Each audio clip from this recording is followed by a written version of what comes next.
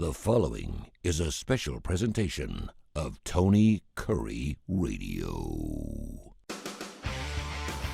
From hot dogs to cool kitties, this is Darkside of the Pooch. There he is, that big, beautiful, good-looking man there. Rossbridge Animal Hospital's own Dr. Rab Stewart joins us for Darkside of the Pooch. I was down at Ed's Pet World just yesterday. Got me elephant nose fish. You ever seen an elephant nose? Whoa, I'm going to look it up right now. It looks like it. Yeah, pull it up. Really, it's called an elephant nose.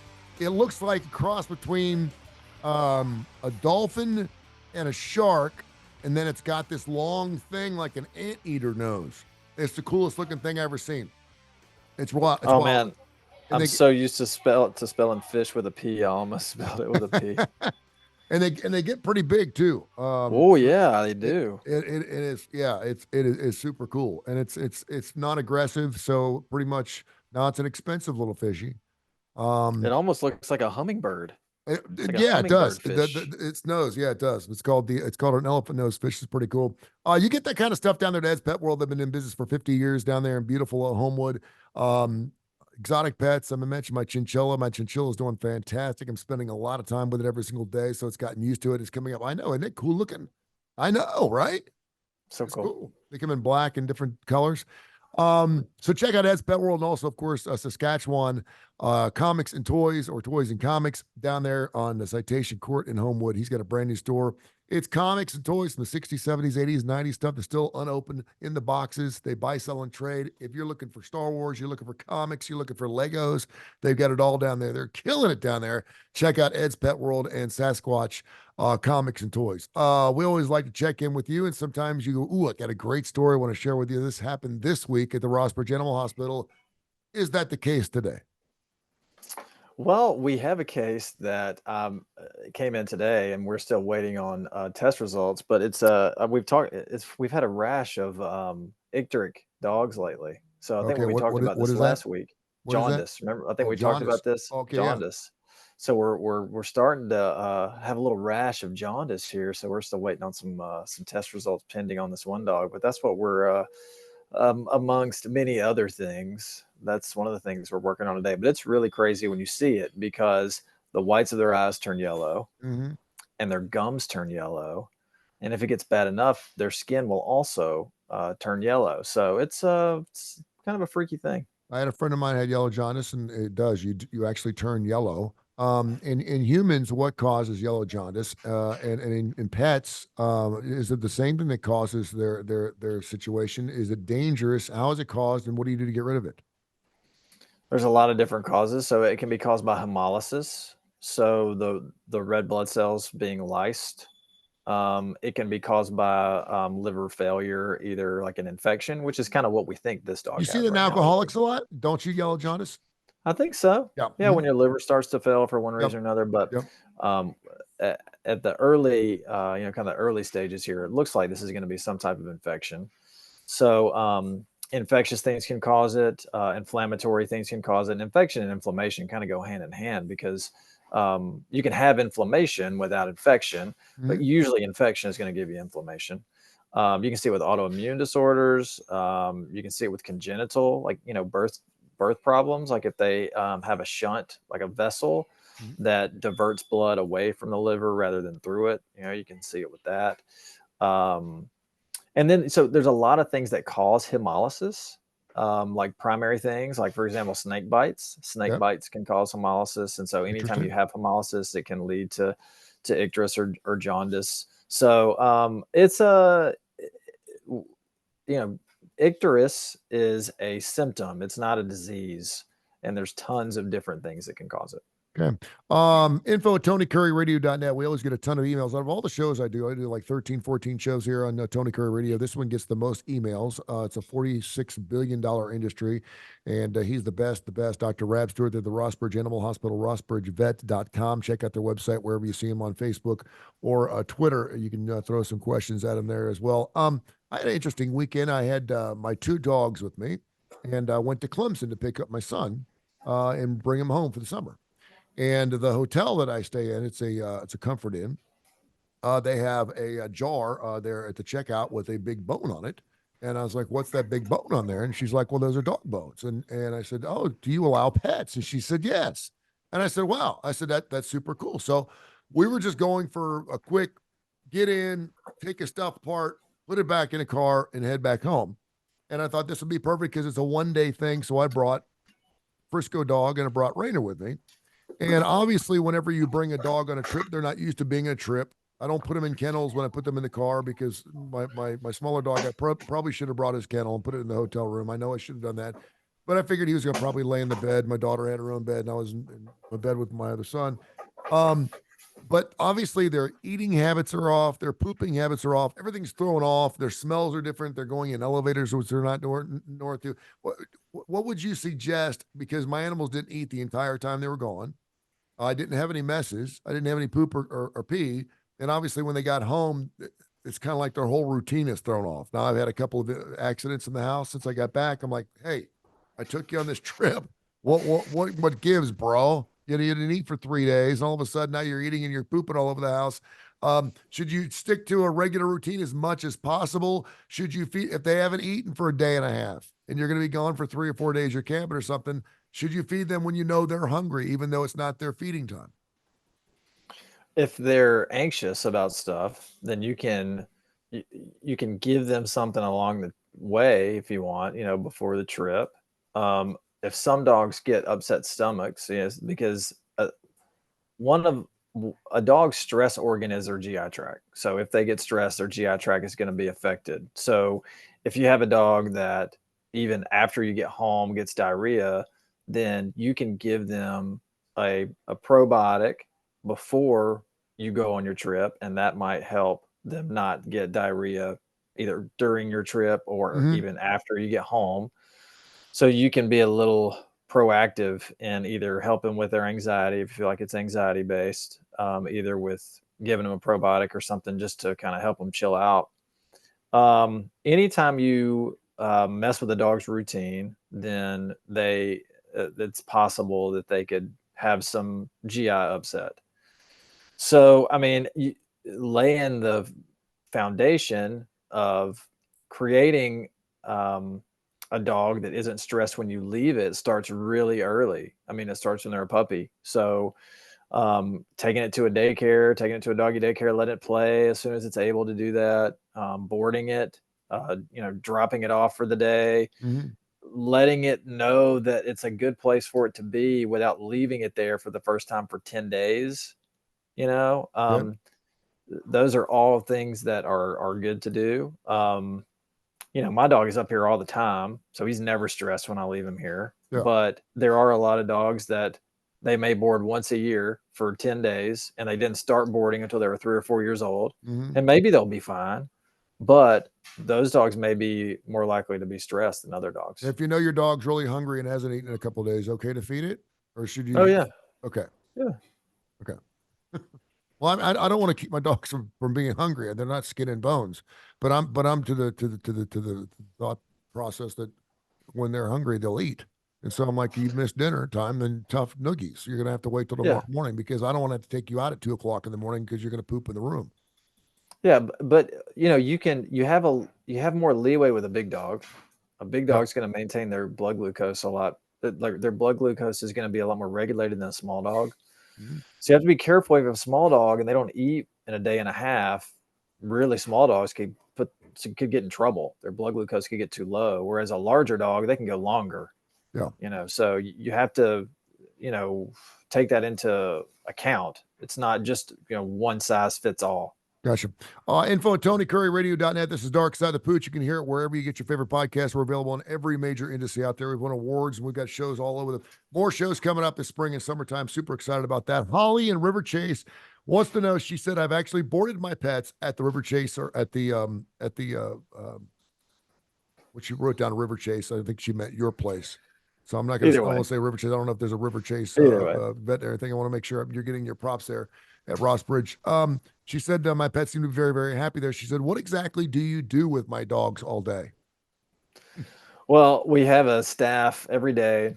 Well, first of all, we can hold about 40 dogs at a time.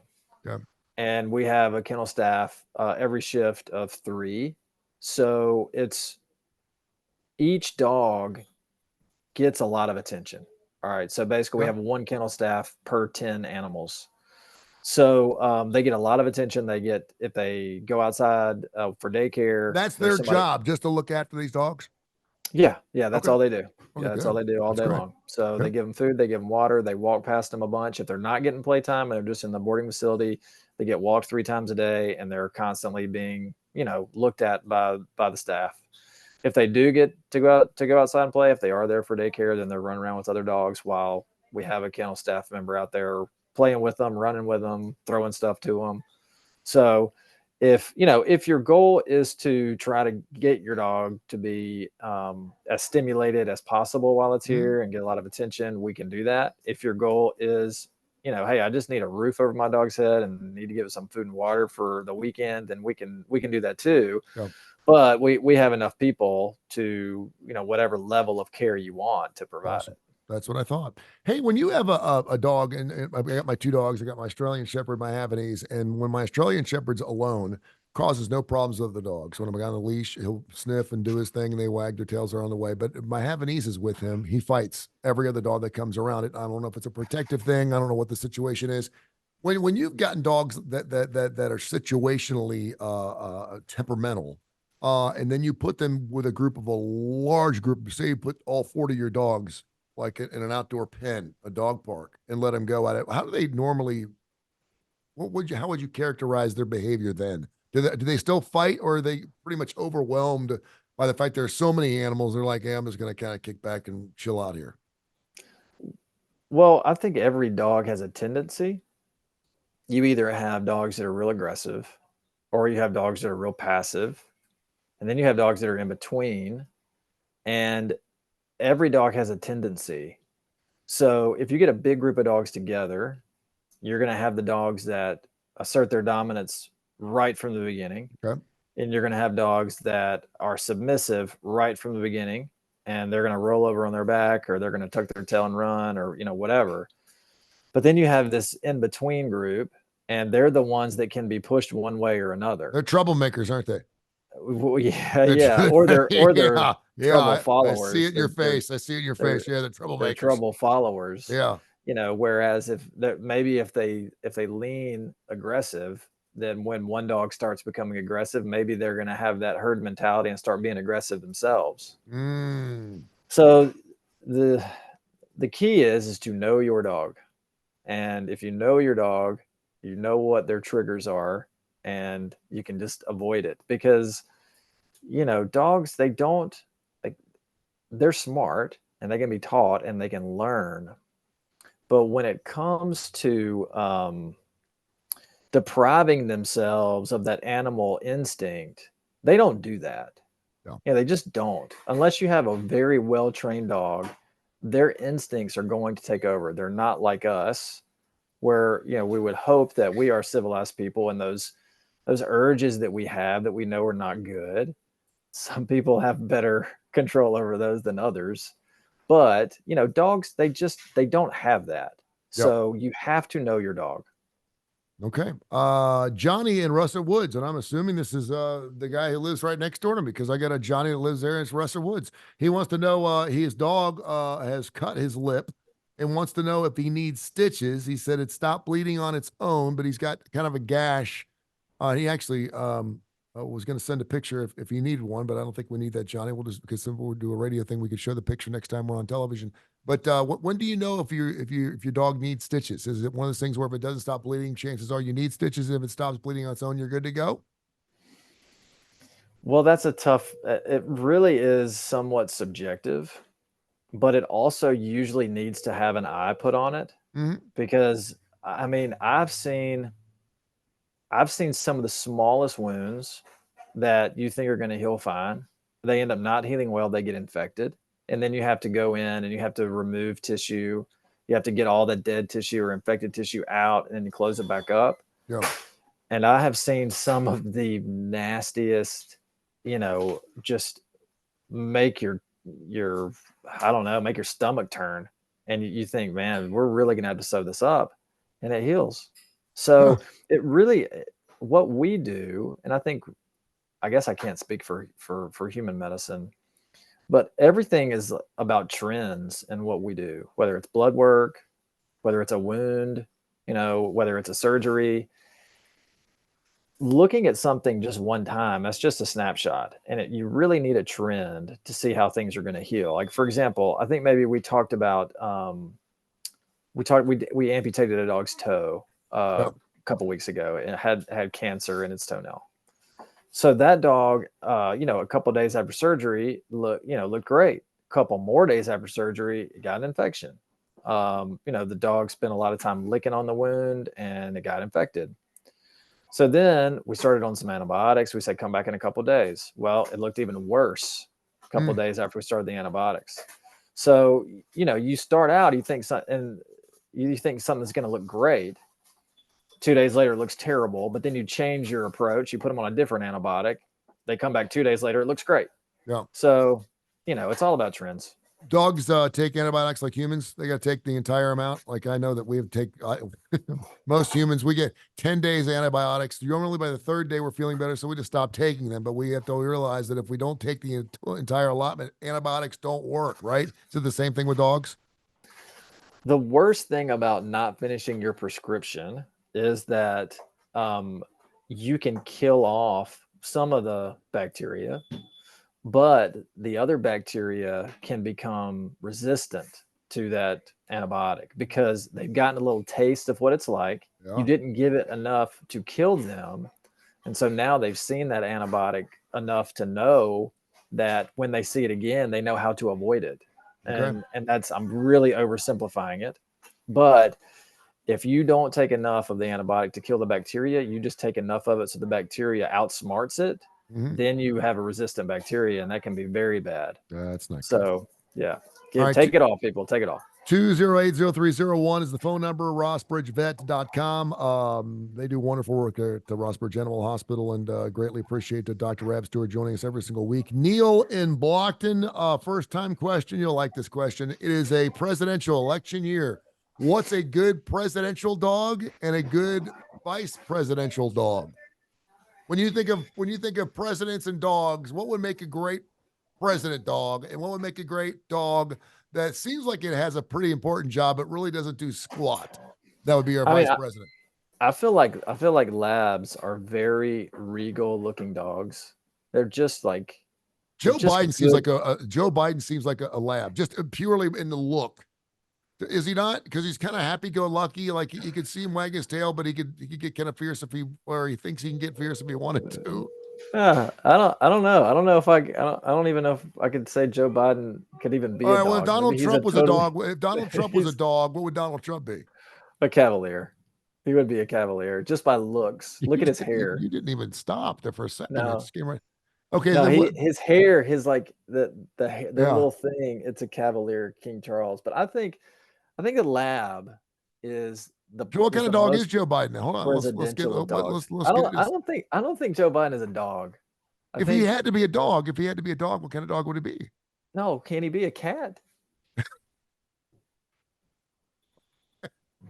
Can Joe Biden you just pissed off a bunch of Democrats. I love that.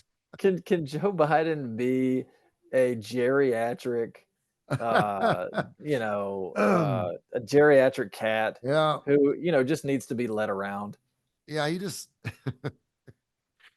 seems like he'd be one of those really old dogs that would get really, really excited when you came home from the store. Like you're gone for 5 minutes, he'd get really, really excited. I've never seen him really excited. I don't watch a lot of news, but does he get excited? I just feel like he gets confused. I'll tell you what, I would say his wife, she looks like a Lady in Lady and the Tramp. Oh yeah, she's very attractive. She's got it going on, dude. Definitely so she could be a Cavalier too, or she could be a Cocker Spaniel. But the actual lady from Lady and the Tramp is a Cavalier King Charles Spaniel. Oh really?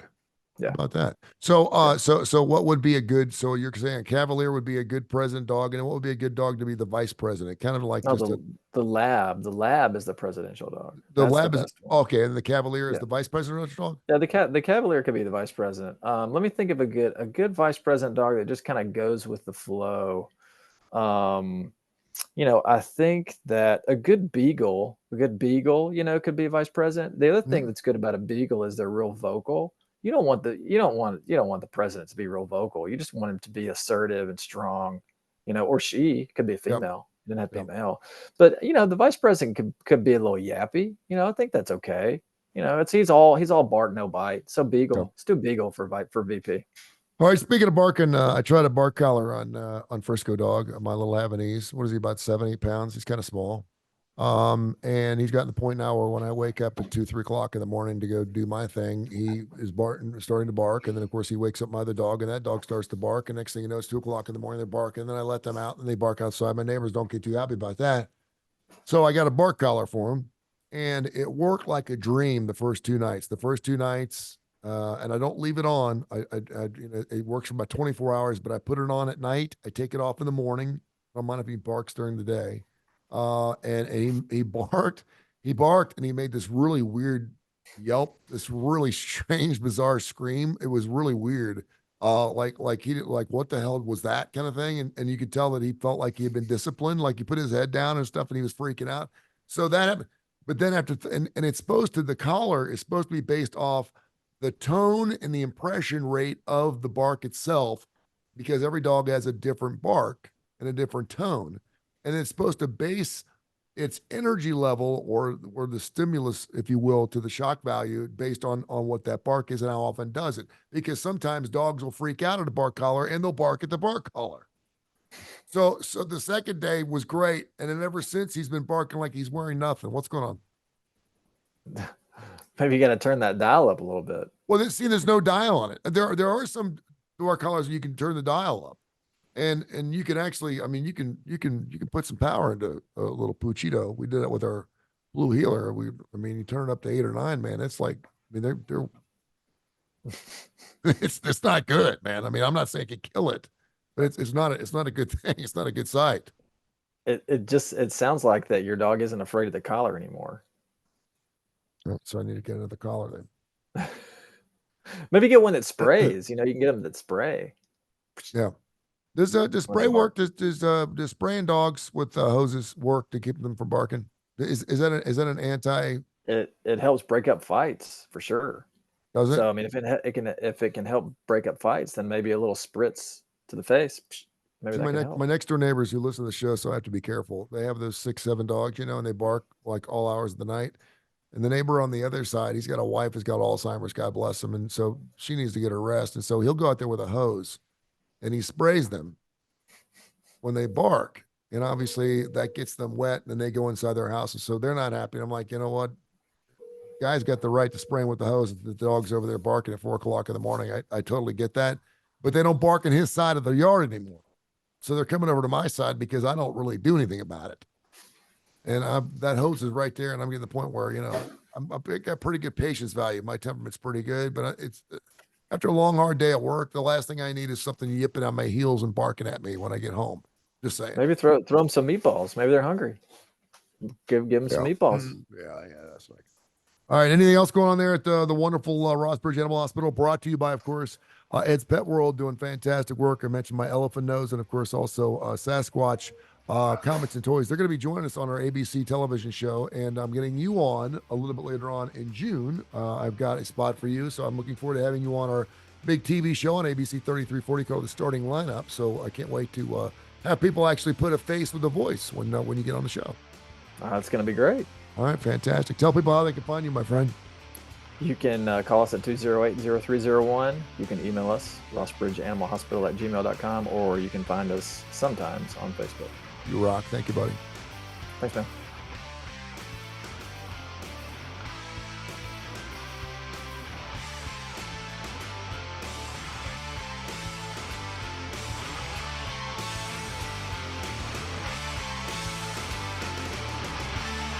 This has been a special presentation of Tony Curry Radio.